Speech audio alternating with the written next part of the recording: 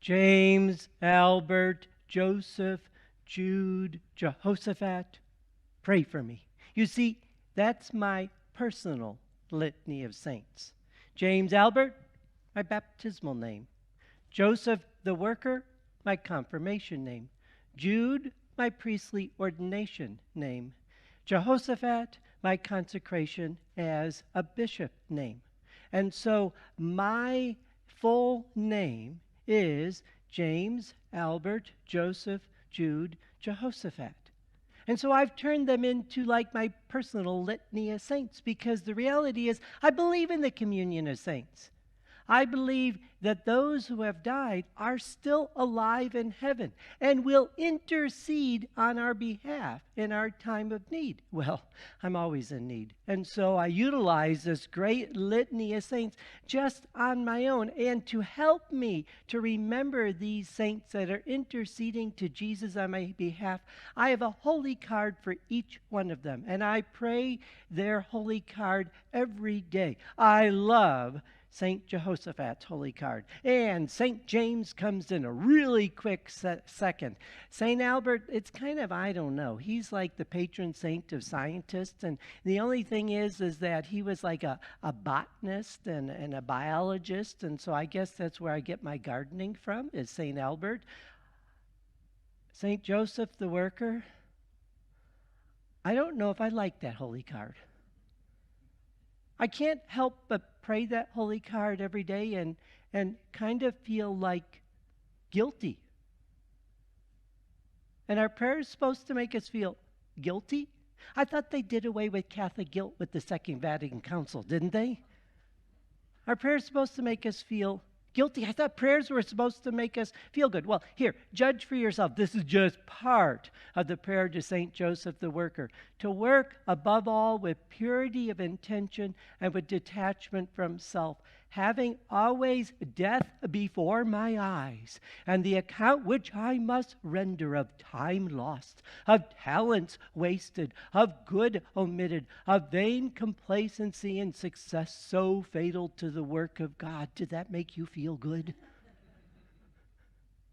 Huh? What I must render of time lost, of talents wasted, of good omitted, of vain complacency and success so fatal to the work of God? Do you mean someday I'm going to have to render an account for what I didn't do?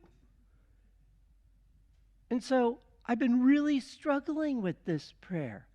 And I've been struggling with the feelings of guilt in me because I don't like feeling guilty and I don't know what's constructive about guilt. I can see why we're uncomfortable with Catholic guilt. Well, then I was really inspired and found the answer to my problem in the book that I'm reading, Learning to Pray by Father James Martin. He said in his book, we need, however, to distinguish between guilt and shame. Guilt says, I did a bad thing. Shame says, I'm a bad person. Too often, guilt, which is healthy, leads to shame, which can be unhealthy. Guilt, often maligned in spiritual circles, can have some, oh my goodness, I guess I never studied that word in my Reader's Digest, increasing my word. How do you pronounce it? No, it's not. You're not helping me. All right. How do you pronounce that word? Oh, I noticed you're not all jumping in to help me, huh? Salutary. Why can't I figure that out? Okay. We'll figure out what it means later on. Can have some salutary effects. I guess that means it can remind you of the need to change. It can humble you if you are vain. And it can remind you of your reliance on God and that you're not God. Guilt is also one way that our conscience works. If I have treated someone shabbily, been curt with them, or gossiped about them, I feel a pang of guilt. That's conscious speaking. So it's important to listen. It's God's voice echoing in your soul. It's God's voice echoing in your soul. And so maybe that guilt that I feel when I pray that holy card for St. Joseph the Worker, maybe it's not a bad thing.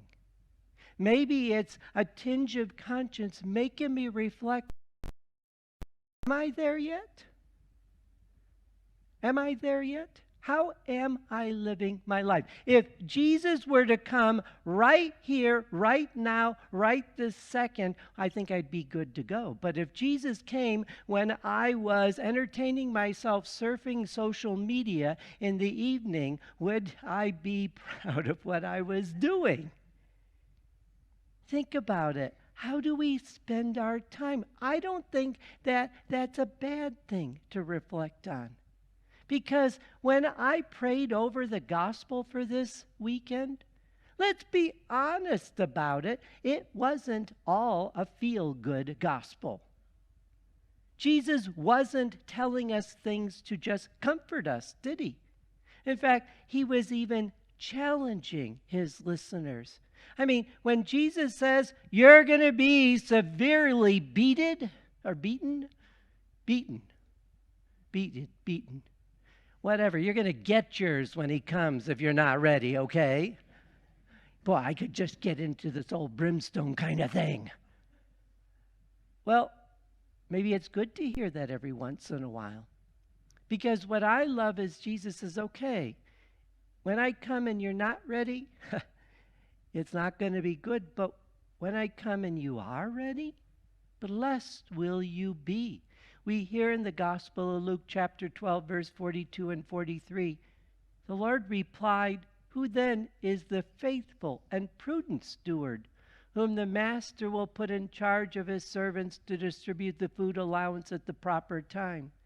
Blessed is that servant whom his master on arrival finds doing so. Blessed will that servant be. Blessed. That's what I want to be, is blessed. And so I am going to be more thoughtful. How do I spend my time? What am I doing with my life? Because I want to be blessed. I want to join my personal litany of saints up in heaven one day. I want to become part of that communion of saints. And the reason Jesus was sharing that gospel is he wanted everybody to be able to share in that communion of saints. It's good sometimes to be challenged because we all need to go and celebrate in that great blessed reward of heaven. Because the reality is, I want you to get to heaven, because then I could just add to my personal litany of saints to pray to you to intercede on my behalf one day. So let us live our lives in a way that when the Lord comes, we will be ready. And then when the Lord comes, we will be blessed. And to find help in doing that, just take advantage of whatever is your personal litany of saints. Who are those people that are inspiring to you that are in heaven?